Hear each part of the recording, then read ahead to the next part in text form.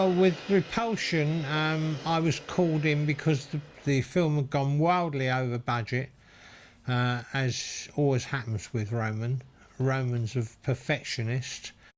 There was 3 weeks of shooting still left to do, and he ran out of money, basically. So they called me in. I had a reputation for being a bit of a jobbing cinematographer, and I'd done a few movies with Klinger and Tensor, who put the money up for Repulsion. Gil Taylor was the actual lighting cameraman. They said, could I come in and finish it off? Well, it was a bit embarrassing, really, because Gil Taylor's a very, very big lighting cameraman, you know, one of the top boys. So I said, well, as long as Gil Taylor doesn't mind, I'll have a go. So I phoned Gil Taylor up and told him the position. I said, look, I'm going to go in and watch the rushes that you've done. Have you any objection if I finish it off? Michael Klinger's asked me if I'll finish it off. He said, no, not at all. In the side, don't mind at all. I said, well, give me a few tips on what. He said, it's very easy, the lighting I've got on Repulsion. He said, just bounce a photo flood off a white piece of card. He said, and that's about it. It's all reflected light photography. It's very easy, using a fast film. So I said, okay, fine, I understood that. And so I sat down at Twickenham Studios for 3 days and watched all the rushes thus far. And at the end of that, I said, yes, okay, I'll do the job. We did the reshoot at Goldhawk Studios, which was in West London.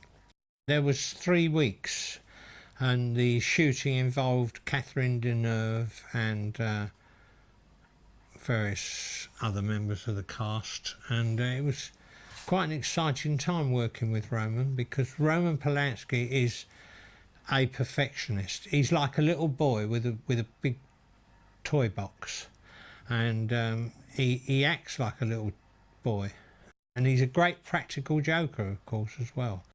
One of the scenes in Repulsion involved a deteriorating or decomposing rabbit's head, which he'd had in the studio for many days, and it was absolutely stunk to high heaven. He played a trick on his girlfriend that he had at the time. He sent her out for some cigarettes, I remember, and he popped this decomposed rabbit's head in her handbag so that she'd have to open her handbag when she went out, which is exactly what happened in the film.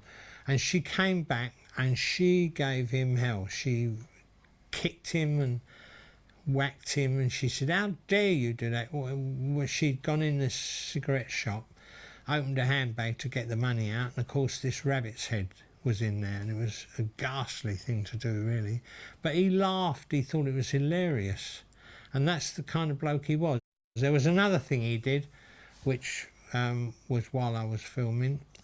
We had a film accountant who was a bit sort of toffee-nosed, and he made an appointment to meet him at a certain time. He had a flat in Eaton Square, and he got 2 fabulous girls, and he knew plenty of girls, and he set this thing up. The accountant arrived at his flat.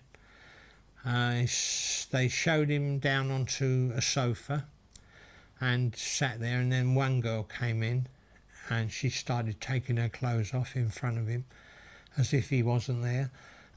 And then another girlfriend, the other girl, came in, and they started making love on the sofa in front of this accountant, and he just didn't know what to do. He was absolutely transfixed.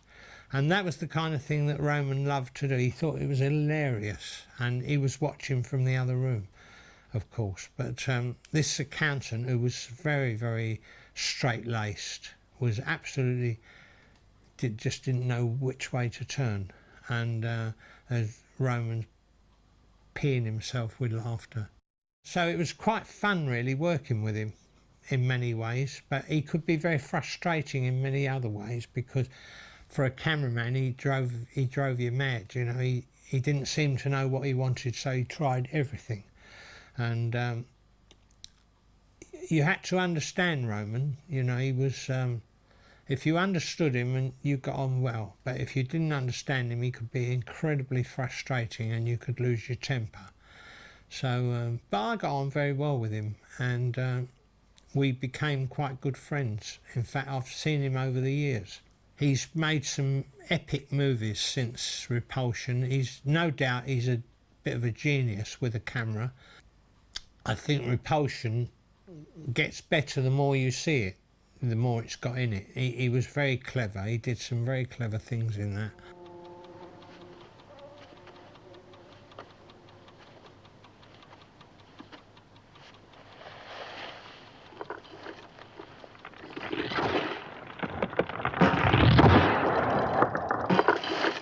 I did most of the walls cracking and all the ceiling coming down, and the ceiling coming down on Catherine Deneuve.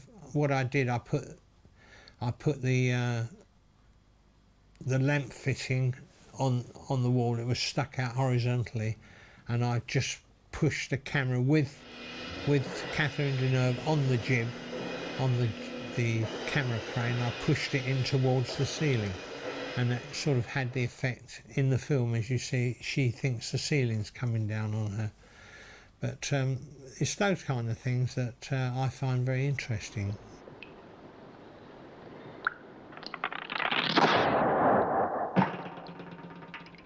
It was, of course, a low-budget movie. I thought that a lot of the things that Roman Polanski was asking me to do really didn't have a place in a low-budget movie. It was more of a high-budget movie. No wonder he went over budget. I mean, it was supposed to be £80,000, the budget in those days, which was, what, 65? £80,000 wasn't a lot of money for the kind of picture it was. But when I saw the way he was shooting, it was more a high-budget movie, and of course, it eventually cost, I think it was 110,000, because when they got the extra money for me to go in and shoot the extra, I suppose I did about 15% of the total of the movie. But I've had some very good compliments on it. John Hamilton, in his book Beasts in the Cellar, says that I did this extra shooting, and that you couldn't tell the join where Gil Taylor stopped and I started, which I thought was a great compliment to me as a cinematographer.